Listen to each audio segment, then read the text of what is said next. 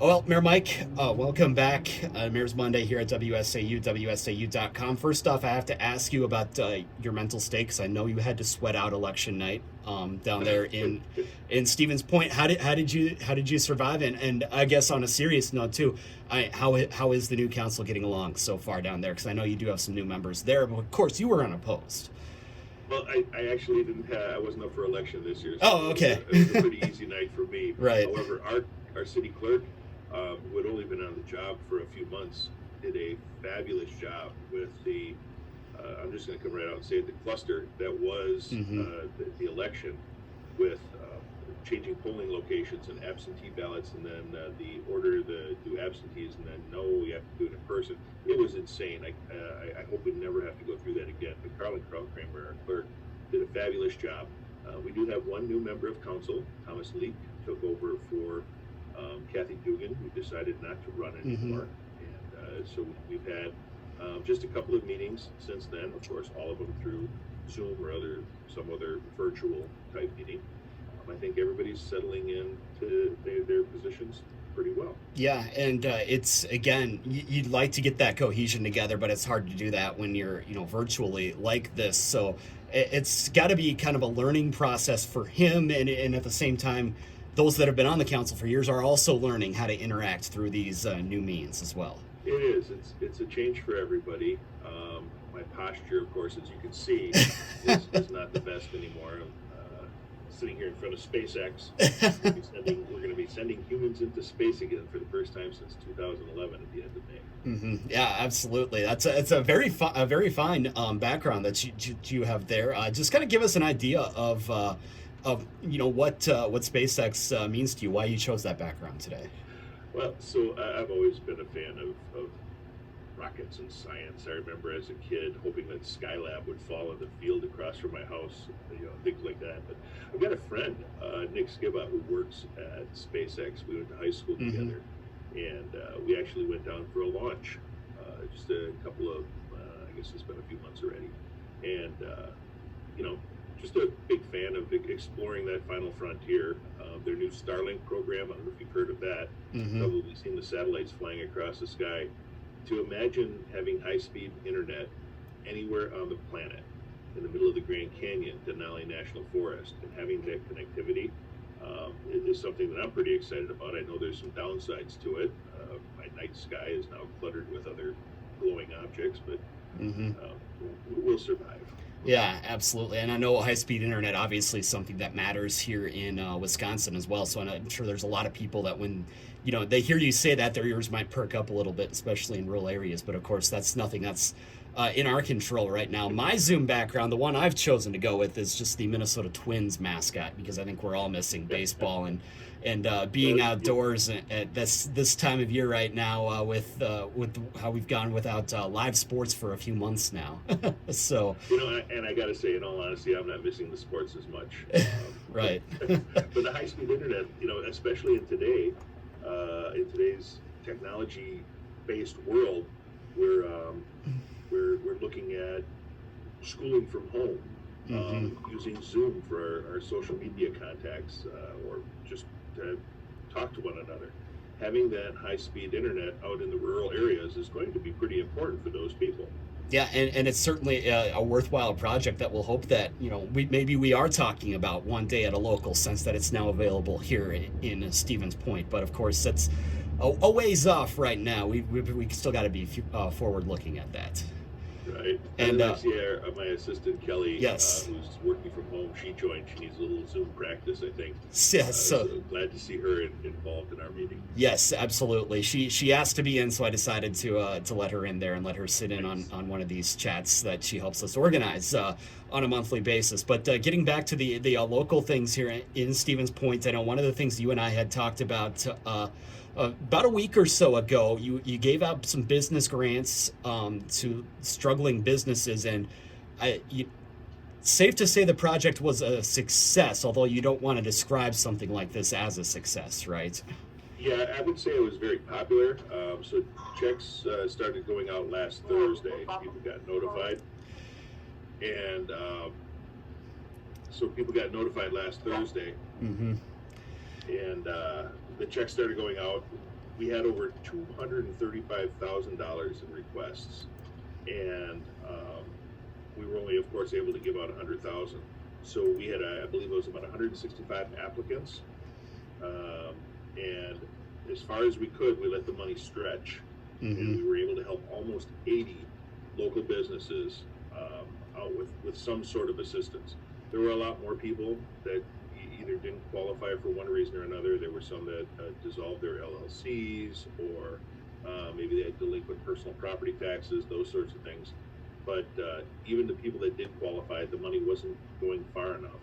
So depending on what happens with the state, if we're going to be in this for any more length of time, I think we may have to go back to council and consider a second round of assistance. And I know this kind of goes hand in hand with the fact that you've also pushed back property tax payments for residents in the city. You've said that there's enough money in the city coffers to last you through October, but obviously, the money that you're giving out now, that's got to come from somewhere. I know some of it's budgeted already. Could you kind of walk us through how you hope that could work if you do have to have a second round? So we have a savings account just like any other entity, or even our personal lives. So we have roughly 6 months worth of operating expenses in our savings account, if you will. By delaying the property taxes, and that took an amazing feat by not only the state legislature and Portage County, but then of course the city council. They had to be approved in that order because the property tax installment dates are set by the state. So the state had to allow us to make a change, vote to allow us. Then the county had to do it because that was contingent, one of the contingencies that the state required. And then we had a special meeting at council. We all agreed to postpone tax payments, just the April and July installments for the city residents. Because January, of course, was due already. But we have delayed the April and July installments all the way to October 1st without interest or penalty.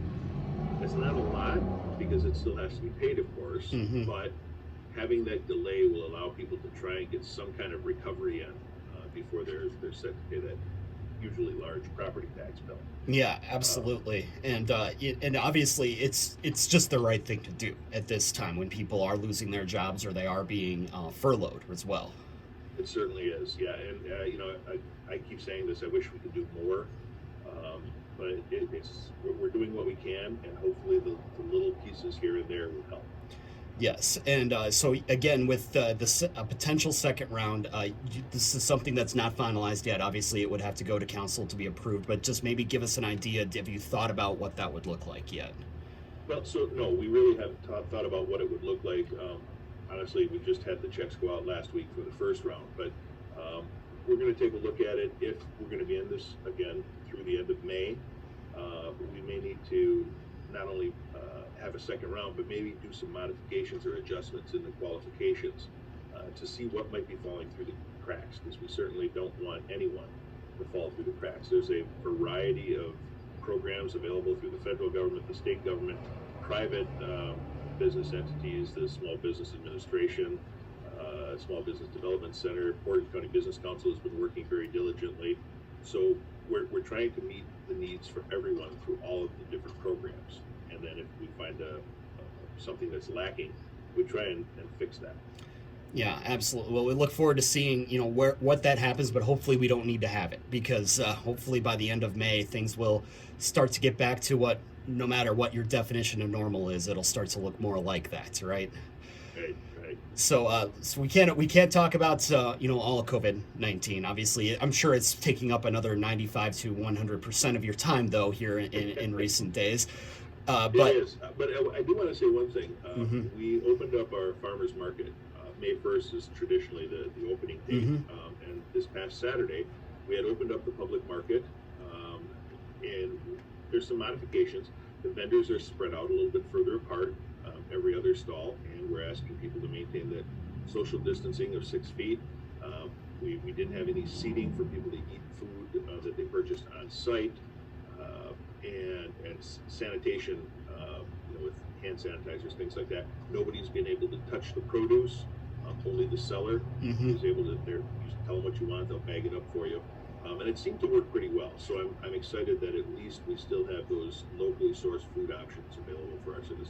Yeah, because I know that's something that's very important to, well, it's very important to residents, period, but it's something that you take a lot of pride in there in Stevens Point, so that you were able to have something that, again, as I said, looks like normal, even though times are anything but normal at this time. And as long as we can keep people following those guidelines, we're going to be able to do it. I would hate to have anything screw that up, and we'd have to close the farmers market. But so far, so good, and I think we'll be in a good place. Same thing is happening with our parks. This past Saturday, we opened up the public restrooms in all of our parks. We have a more stringent cleaning and sanitation plan going on. The parks are open; they have been open. We encourage people to get out, maintain that distancing, and try and avoid using the playground equipment or things that commonly other people are touching, and we don't have the ability to sanitize frequently enough. So avoid the playground equipment, things like that, and enjoy our parks as we can. Absolutely, and be courteous to others as well. You're out there as well, not just the practicing the social distancing, the 2 arm lengths, 6 feet away, whatever it is you folks feel comfortable with, or how much distance they think that they need, but clean up after yourself in the parks as well too, because that was something that kind of hung things up there for a while with the state parks, was people not picking up after themselves. Yeah, really, that's a responsibility for all of us in every walk of life, wherever we are, COVID-19 or not. Be a responsible person, clean up after yourself, and be nice to each other. Mm-hmm. I think that's a very good formula to follow, just in general as well, right? One more thing before we let you go. We been talking, looking forward to Riverfront Rendezvous. I know you're probably in some sort of planning mode for that now, or you're at least trying to make plans, but give us an update, at least as much as you can, as to what things might look like here going forward, or when you might have a decision as to when this is or is not going to happen. So I'm going to say this as optimistically as possible. Mm-hmm. We are moving ahead, planning for Riverfront Rendezvous as normal. Mm-hmm. However, with everything going on, I just heard that Milwaukee had canceled their 4th of July fireworks. Events are starting to get canceled through the end of June, maybe even the beginning of July. We are moving ahead, planning on it happening, because I know I need it. I got to believe everybody else needs something too. When we get out of this, we're going to want to go out and enjoy our community again. But we'll probably make the decision mid-May. If things don't look like there's a light at the end of the tunnel, come mid-May, we're going to be forced into a situation to either cancel or postpone. And I'm shooting for postpone. We may have something even Labor Day weekend. Mm-hmm. But keep your fingers crossed. If everybody follows the rules and we can get out of this pandemic sooner, we'll have a very successful Riverfront. We've got, I got to tell you, we booked the contract for the fireworks a month and a half, almost 2 months ago already. It's going to be one of the best fireworks shows that the state has ever seen. That's what I'm looking forward to as well. I mean, it's just talking about this week with one of my other friends that I go to see in the Twin Cities very often. I said, after this is done, are we ever going to take for granted a night out under the lights in a place like Minneapolis or St. Paul ever again? Of course, that's for me on the sports side of things, but for somebody like you as well, the opportunity for the community to just get together and see everything, all the great stuff that people take pride in there in Stevens Point. Are you ever going to take that for granted again yourself? Absolutely not. I mean, I don't take it for granted anyway, but I hope what this does is it's a wake-up call. With all the bad things going on and all of the hundreds of thousands of people that are stepping up to help, making masks and everything like that, I really hope that we start, all of us, remembering why we're here, right? I said earlier, be nice to each other, be responsible adults. I hope that we can afford our fellow citizens that courtesy and stop taking things for granted and enjoy the little things in life. It really is the little things, isn't it, Mayor Wiza? Well, we always appreciate the time here, always appreciate the wisdom as well. Maybe a little deeper than some people thought they'd ever hear, but hey, we need that this time, right? Yeah, so if I could, just as a parting comment. Sure. I'd like to give a special welcome to the new mayor up in Wausau. Mayor Katie. You've got a new mayor up there, right, Mhm. Katie? And I just wanted to say for Katie, on behalf of all the mayors in central Wisconsin, holy balls. We will give her the memo. We will give her the memo, and I'm sure she will laugh.